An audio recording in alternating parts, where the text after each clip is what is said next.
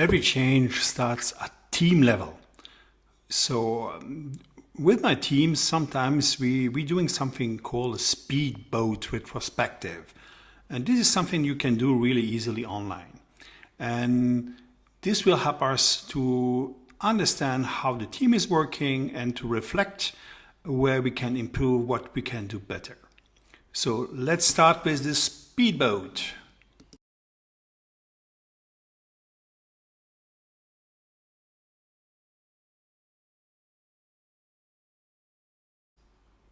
So it's a team event. So every team member has his own avatar. So we have here Peter, we have Stefan, we have Dirk, we have Alejandro, we have Mirella, Christoph, Amber, Michael, Razula, Shashi, Hector, and Dominic. And they choose their own avatar indeed. So this makes it a little bit fun. So usually they say, oh, I'm doing this, I'm Christoph, I'm crazy, and I'm Amber, and that's very fun. So it's an uncontrolled momentum. It's really like a family meeting, a good friends meeting. And everyone is very, very happy with this.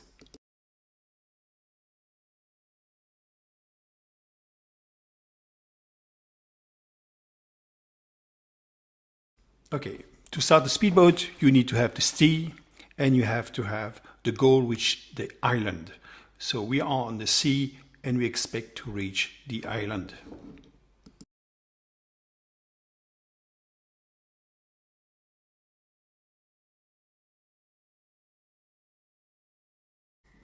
So to let the team express all their stories, they will come with a lot of micro-narratives. They will tell a story about how they form a sprint or iteration wars. So I let the team having a couple of options, maybe to choose what kind of boat was the team or what they think on what boat they worked on.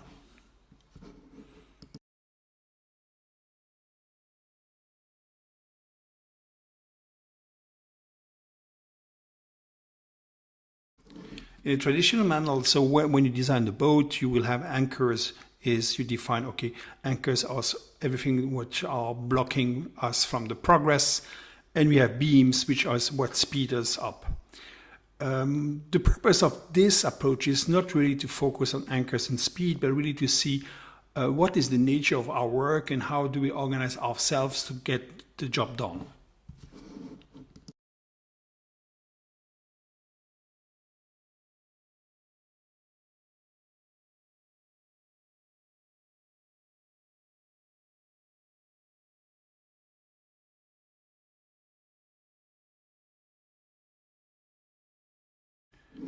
So let's start with Peter. So Peter say, okay, for my sprint, I was on a cruise ship. It was like a huge cruise, and my position on the cruise. I was in the control room on the top, so I can see the sea and we keep the target. That's just it. This was okay.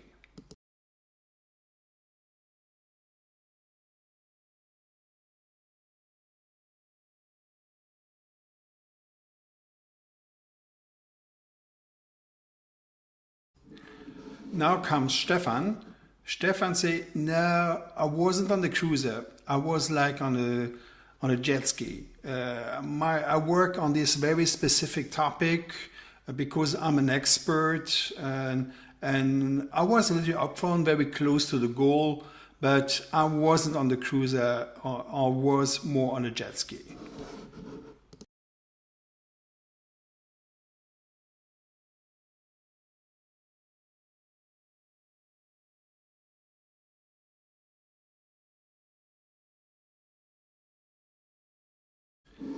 Now coming to Dirk.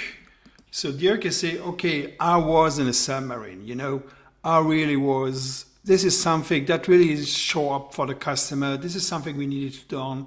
It was a compliant issue. Okay, we needed to fix it. I was in the submarine project and really just very far, far behind in the submarine, in the engines, because it was very, very technical. And that's fine too.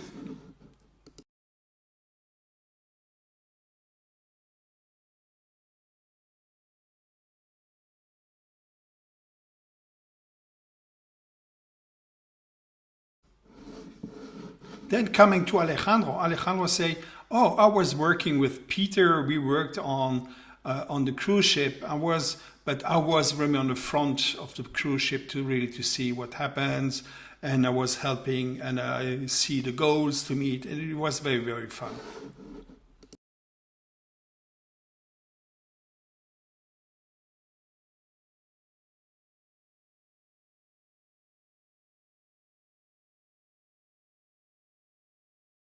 Indeed, during a couple of minutes later, everyone has his own story to tell, and so we have a lot of laughter, I say, and we will discover what the picture of the whole team was during this last sprint or iteration.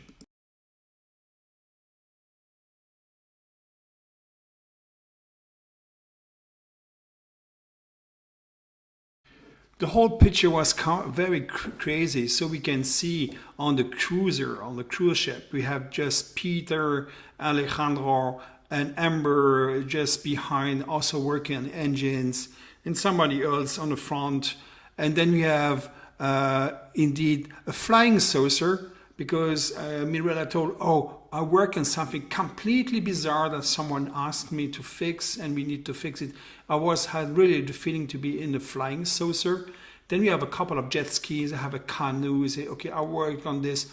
It was like a canoe, not that fast, and you have to put a lot of energy into it. And then we have the two guys in the kayak, and even the guy in the submarine. And we discovered that Hector wasn't available. He was on holidays, so Hector was sitting in the island. So we had a great story.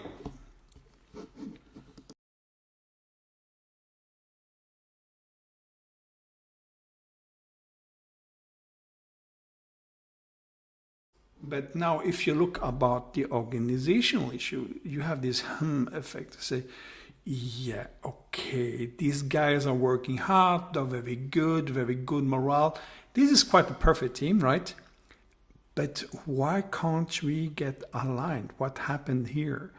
And even if I mention this, I remember the guys say, I don't care, it's fun. I say, can we do something better, please?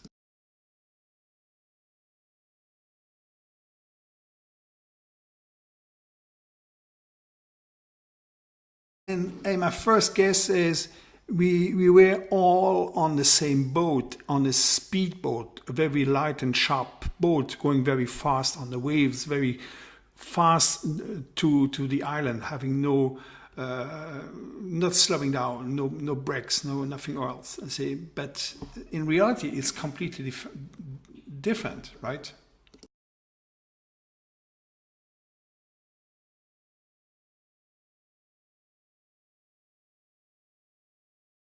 And in fact, I discovered that most of all the team members here, just a couple of them, they have all different goals. And even if I thought I had a team, okay, this team was not sitting together. Everyone was completely distributed in the whole world. But even though I didn't expect this, but I didn't blame it. I say, okay, this is like it is. Okay, let's work on it, right?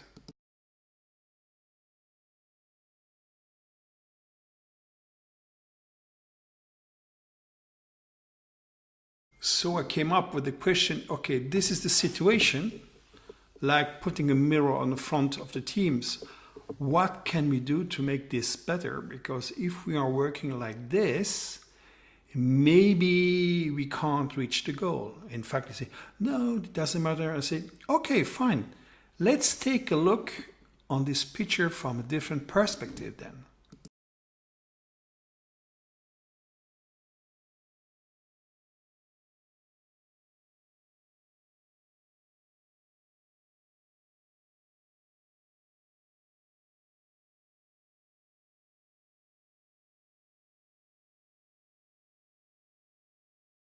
From a bird view, we discover completely different things.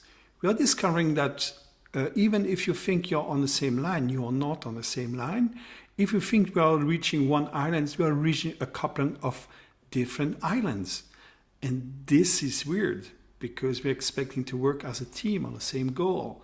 on a single product backlog, which is more like a portfolio of activities, and say, but this is okay, we are doing good, the team is delivering, not the issue at all, but we are losing a lot of time, now very overwhelmed with a lot of things. I see a lot of stress emerging of the team, and having not enough time to think about, that the team is planning, or maybe come with a couple of new hacks and new approaches to make the work better. And this is another way to see. You have the two different layers or two different perspectives, one very flat and one purview. So you have really, you can see what you can do. And based on this, we start working to improve ourselves.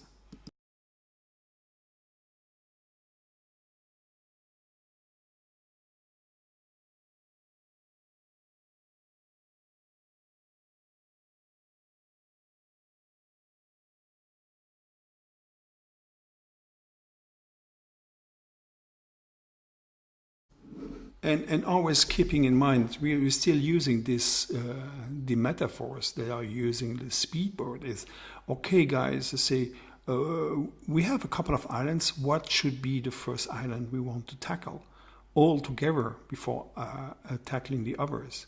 So we worked on one single island, so one goal per sprint. And the risk is, if we continue like this, we just have the feeling we are working hard, like keeping everyone busy, but we are not aligned. And how can we celebrate success? We will have, maybe you have to wait 3 months or 6 months to celebrate success of a bunch of lot of things, but to really learn something really from this. So we need to make it simple so we get aligned.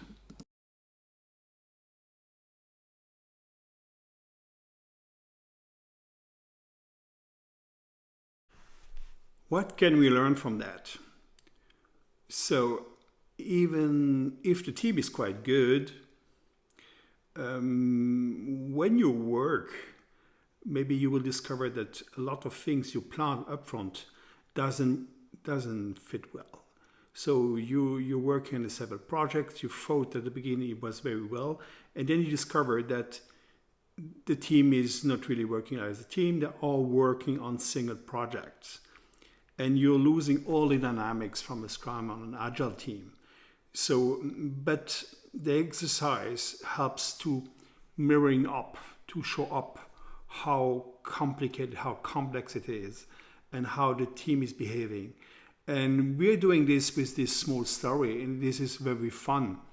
And with the fun story, we have a lot of laughter.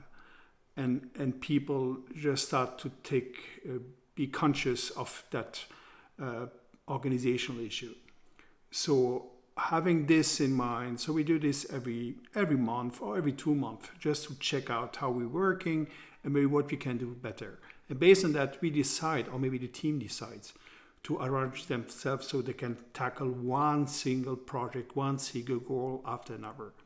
So here is avoid starting each time a new thing, but continue finishing things. That's it. Hope you like it.